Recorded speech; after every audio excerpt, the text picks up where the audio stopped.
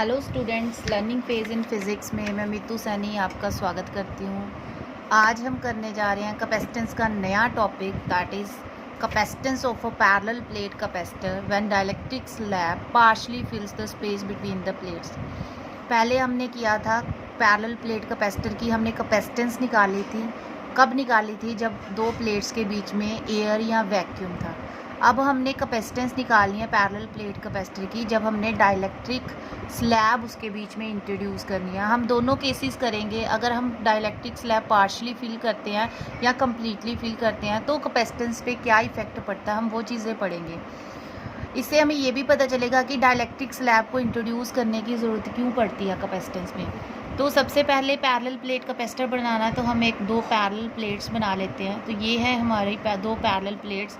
ये है positive plate जिसको हमने पॉजिटिव चार्ज दिया, ये है नेगेटिव प्लेट जिसको हमने नेगेटिव चार्ज दिया। ठीक है, तो ये जो पॉजिटिव और नेगेटिव एक दूसरे को क्या करते हैं, अट्रैक्ट करते हैं। अट्रैक्ट करने की वजह से ये क्या होती हैं, दोनों जो प्लेट्स हैं आपस में चिपक जाती हैं। उस चीज़ को एलिमिनेट करने के लिए हम डाइलेक्ट्रिक को इंट्रोड्यूस करते हैं ताकि ये जो प्लेट्स हैं ये आपस में चिपके ना, स्टिक ना करें। सेकेंडली जो डाइलेक्ट्रिक है वो इसी में हम पढ़ेंगे कि डाइलेक्ट्रिक इंट्रोड्यूस करने पे कैपेसिटेंस पे भी कुछ इफेक्ट पड़ता है। वो जब हम रिजल्ट निकालेंगे तब हम बताएंगे। दो चीज़ें हैं। फर्स्ट, डाइलेक्ट्रिक को इंट्रोड्यूस करने से हमारी जो प्लेट्स हैं वो एक दूसरे से स्टिक नहीं करेगी। तो उस चीज़ को, क्योंकि या तो हम इसके अंदर डाइलेक्ट्रिक इंट्रोड्यूस कर दें या फिर प्लेट्स को बांधना पड़ता है। कोई नट बोल्ट लगा के हम दोनों प्लेट्स को बांधेंगे तो ये स्टिक नहीं करेंगी। तो और भी मेथड होते हैं इसको, ताकि ये जो प्लेट स्टिक ना करे एक दूसरे के साथ, मीन्स चिपके ना। तो ये तो हो गया कि इसका तो रिमूव हो जाएगा कि हमने जो प्लेट्स हैं वो एक दूसरे के साथ चिपकी नहीं है, तो हमने उसको कुछ प्लेट्स लगा के, कुछ नट्स लगा के इसको मतलब चिपका दिया, एक जगह पे फिक्स कर दिया, तो प्लेट आपस में चिपके नहीं। वो चीज़ तो एलिमिनेट हो जाएगी उससे। बट जो मेन पर्पस है डाइलेक्ट्रिक स्लैब को इंट्रोड्यूस करने का, वो आगे जाके मैं बताऊंगी कि क्यों हम डाइलेक्ट्रिक स्लैब को इंट्रोड्यूस करते हैं पैरेलल प्लेट कैपेसिटर में। तो देखो, हमने पार्शली फिल करना है। तो पार्शियल फिल करने से पहले मैं बता दूं कि ये हमारी पॉजिटिव प्लेट है, ये हमारी नेगेटिव प्लेट है। तो इसके बीच में एक इलेक्ट्रिक फील्ड जो है सेटअप हो जाता है जिसको हम बोलते हैं ई नोट। तो E naught is the applied electric field जो हमने प्लेट्स को लगाया हुआ है। पॉजिटिव टू नेगेटिव इसकी डायरेक्शन होती है। ये हमने एक स्लैब, डाइलेक्ट्रिक स्लैब इसके बीच में रख दिया। डाइलेक्ट्रिक स्लैब का मतलब है कि जैसे हमारे डाइलेक्ट्रिक मटेरियल्स होते हैं, जैसे माइका, थिन माइका शीट होती है, या फिर हमारे पास वैक्स होती है, पैराफिन वैक्स होती है, ये सारे डाइलेक्ट्रिक्स हैं। तो डाइलेक्ट्रिक्स ना तो इंसुलेटर होते हैं ना बिल्कुल कंडक्टर्स होते हैं। तो कुछ प्रॉपर्टीज़ ये इंसुलेटर की तरह, इंसुलेटर की शो करते हैं, कुछ कंडक्टर की शो करते हैं। तो इसको हमने नाम दे दिया हुआ है डाइलेक्ट्रिक्स।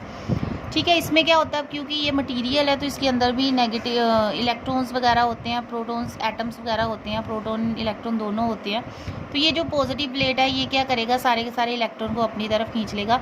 जितने भी इसके पास फ्री इलेक्ट्रॉन्स वगैरह होंगे या फ्री हैं नहीं है, जितने भी हमारा इलेक्ट्रिक फील्ड हमने अप्लाई किया हुआ है, वो नंबर ऑफ एटम्स को, जो कोवलेंट बॉन्ड है उसको ब्रेक कर दे, उसके बॉन्ड ब्रेक करके जितना भी ये फील्ड लगाया उसका, और उसकी जो प्रॉपर्टी है, इस जो ग्लास या जो कोई भी डाइलेक्ट्रिक हमने इसके बीच में इंट्रोड्यूस किया है, इसकी जो भी प्रॉपर्टी है उसके अकॉर्डिंग इसके बॉन्ड्स ब्रेक करेंगे और उससे हमारे पास नंबर ऑफ इलेक्ट्रॉन्स आएंगे। तो ये फील्ड जो है इसको अपनी तरफ अट्रैक्ट करेगा। तो पॉजिटिव प्लेट जो है इसको अट्रैक्ट करेगी, नेगेटिव प्लेट पॉजिटिव वाले चार्ज को अट्रैक्ट करेगी। तो इस वजह से इसमें पोलराइजेशन हो जाती है डाइलेक्ट्रिक के अंदर।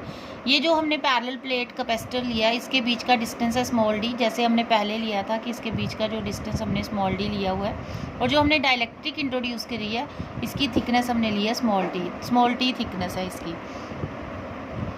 तो जब हम इसको इंट्रोड्यूस करते हैं तो ये पोलराइजेशन हो जाती है। पोलराइजेशन की वजह से इसके अंदर इलेक्ट्रिक फील्ड सेटअप होता है, और उसकी डायरेक्शन क्या होती है इलेक्ट्रिक फील्ड की, फ्रॉम पॉजिटिव टू नेगेटिव। और यही होता है ई आई, इंड्यूस्ड इलेक्ट्रिक फील्ड इसको बोलते हैं, क्योंकि ये इंड्यूस हुआ है इलेक्ट्रिक फील्ड। अब क्योंकि ये जो प्लेट्स हैं, अब ये इसकी प्रॉपर्टी के ऊपर डिपेंड करता है कि कितने नंबर ऑफ इलेक्ट्रॉन्स इसकी तरफ अट्रैक्ट होंगे। तो ये जो इलेक्ट्रिक फील्ड इसके इलेक्ट्रिक फील्ड के इक्वल नहीं हो सकता, हमेशा कम ही होता है। इसके अंदर रिड्यूस्ड इलेक्ट्रिक फील्ड है, क्योंकि इसकी डायरेक्शन जो है इलेक्ट्रिक फील्ड की टूवर्ड्स राइट है, इसकी टूवर्ड्स राइट है, लेफ्ट है।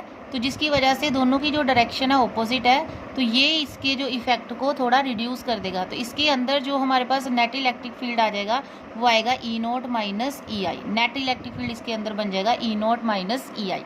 रिड्यूस्ड इलेक्ट्रिक फील्ड बोलते हैं जिसको डायरेक्ट्रिक में, क्योंकि दोनों की जो इलेक्ट्रिक फील्ड की जो डायरेक्शन है वो ऑपोजिट है।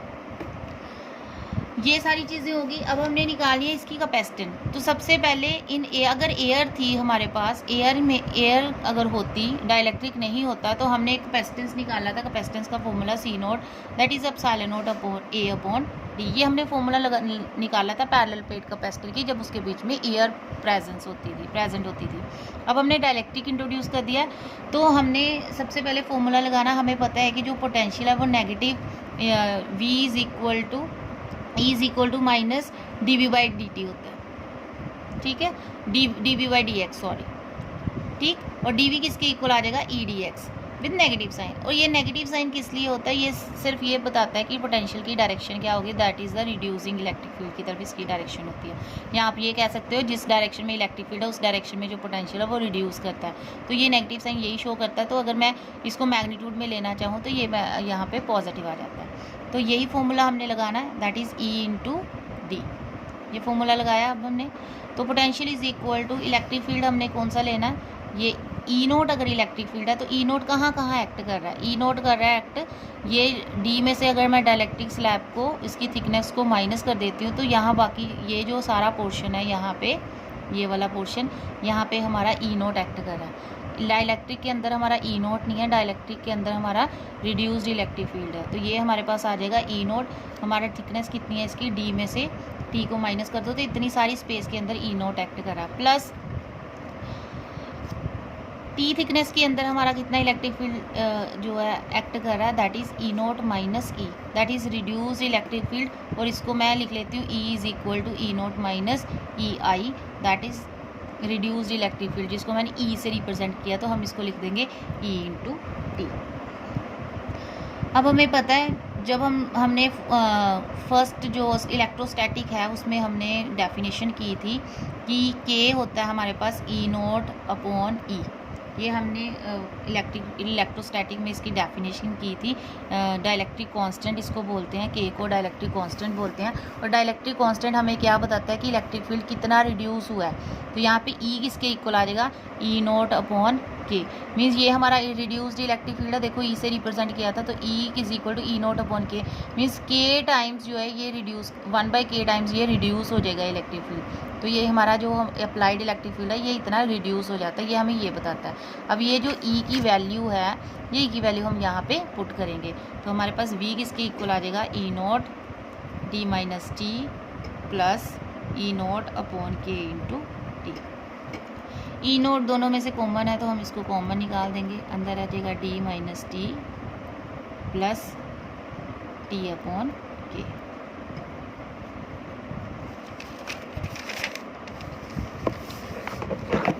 उसके बाद ई नोट हमारे पास क्या होता है, पैरेलल प्लेट कैपेसिटर में इलेक्ट्रिक फील्ड हमने ऑलरेडी निकाला हुआ है, that is sigma upon epsilon note होता है। ये मैंने आपको पैरेलल प्लेट कैपेसिटर की जब हमने इलेक्ट्रिक फील्ड निकाला तब भी मैंने बताया था ये सिग्मा अपॉन एप्सिलॉन नोट कहाँ से आता है। ये वैल्यू हमने पुट करनी है पिछली इक्वेशन में। तो वी हमारे पास आ जाएगा sigma upon epsilon note D minus T plus T upon के। ये लास्ट वाली इक्वेशन में हमने पुट कर दिया। सिग्मा क्या होता है, सरफेस चार्ज डेंसिटी होता है, that is Q upon A into epsilon note D minus T plus T upon के। तो पोटेंशियल हमारे पास आ गया। हमने कैपेसिटेंस निकालनी है, कैपेसिटेंस होती है क्यू अपॉन वी। तो C is equal to Q upon V की वैल्यू डाल दो, Q D minus T plus T upon K. A epsilon naught ऊपर चला जाएगा, क्यू से Q cancel, C is equal to A epsilon naught upon D minus T plus T upon K. This is equation number 2। जो हमने air में लिखी थी उसको इक्वेशन नंबर 1 लिख लेते हैं। ये जो हमने एयर वाली लिखी थी इसको इक्वेशन नंबर 1 लिख दो। Divide equation 2 by 1।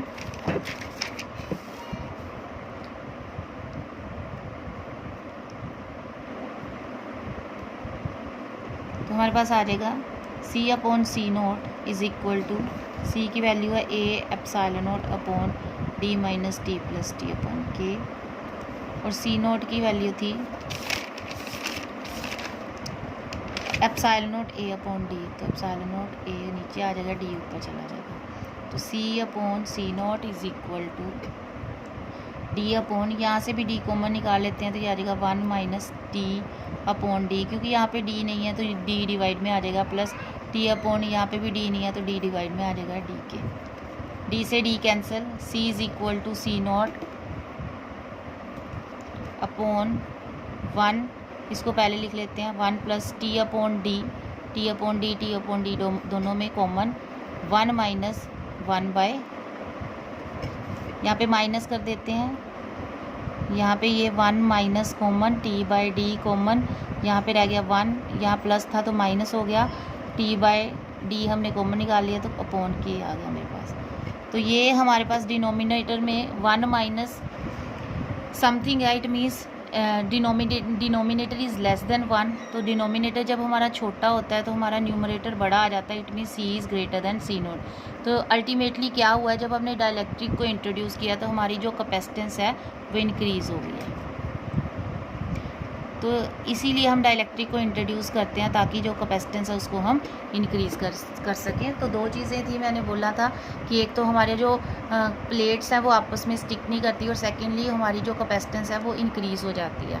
ये इसके दो फ़ायदे हैं डाइलेक्ट्रिक को इंट्रोड्यूस करने के। ये थी अगर हमने पार्शली फिल कर लिया, अगर हम कम्प्लीटली फिल कर दें तो वो भी हम इसी फॉर्मूले से निकाल सकते हैं कि अगर मैंने ये जो हमारे डाइलेक्ट्रिक है अगर मैं इसको कम्प्लीटली फिल कर देती हूँ, या अभी मैंने इतनी सी फिल करी है, अगर मैं जितना हमारी पैरेलल प्लेट कैपेसिटर के बीच में डिस्टेंस है अगर उतनी ही हम डाइलेक्ट्रिक को इंट्रोड्यूस कर दें, means T is equal to D हो जाएगा। तो वहाँ पे हमने T is equal to D put करना है, T is equal to D. तो यही फॉर्मूला जो हमने लास्ट निकाला है, इसी फॉर्मूले में टी और डी को इक्वल पुट कर देंगे तो हमारे पास सी आ जाएगा, C is equal to C naught upon 1 minus T upon D है तो डी अपॉन डी कर देते हैं, 1 माइनस 1 बाई के। ये हमारे पास फॉर्मूला था, T by D is cancel, C naught upon 1 minus 1 plus 1 by K, 1 से 1 कैंसिल, के ऊपर चला जाएगा, C is equal to K time C naught. इसका मतलब अगर हम डाइलेक्ट्रिक को फुली फिल्ड करते हैं दो पैरेलल प्लेट कैपेसिटर में तो हमारी जो कैपेसिटेंस है वो के टाइम्स इंक्रीज़ हो जाती है। तो ये हमारा जो है रिज़ल्ट आ गया जब हमने पैरेलल प्लेट कैपेसिटर में डाइलेक्ट्रिक को इंट्रोड्यूस किया है। तो ये आपने याद रखना है कि जब भी हम डाइलेक्ट्रिक को इंट्रोड्यूस करते हैं तो हमारी जो नेट कैपेसिटेंस है वो इंक्रीज़ कर जाती है।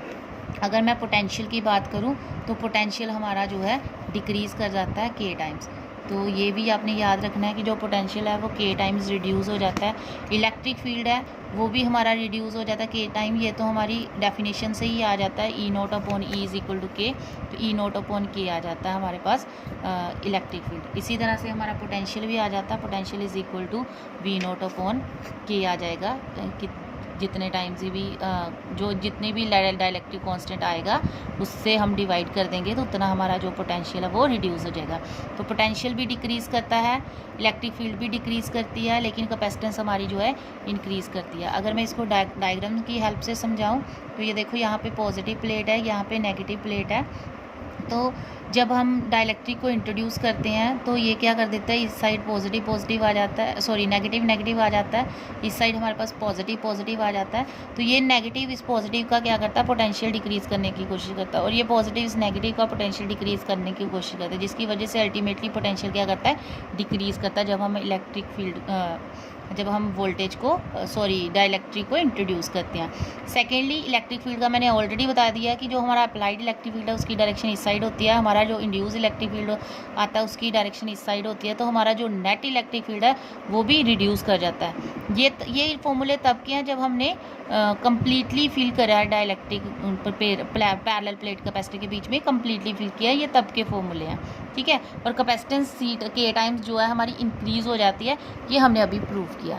तो ये सारा था कि जब हम डाइलेक्ट्रिक इंट्रोड्यूस करते हैं पैरेलल प्लेट कैपेसिटर में तो किस तरह से कैपेसिटेंस के ऊपर इफ़ेक्ट आता है। स्टूडेंट्स, अगर आपको ये वीडियो समझ में आ गई है, अगर आपको लेक्चर समझ में आ गया है, सब कुछ क्लियर हो गया, तो मेरी वीडियो को लाइक ज़रूर करें, मेरे चैनल को सब्सक्राइब करें और बेल बटन को प्रेस करें ताकि आपको न्यू वीडियो के नोटिफिकेशन आ सकें। अगर मैं न्यू वीडियो अपलोड करूँगी तो आपको पता चल जाएगा कि नई वीडियो मैंने अपलोड कर दिया और आप उसको सबसे पहले देख सकते हो। Thank you.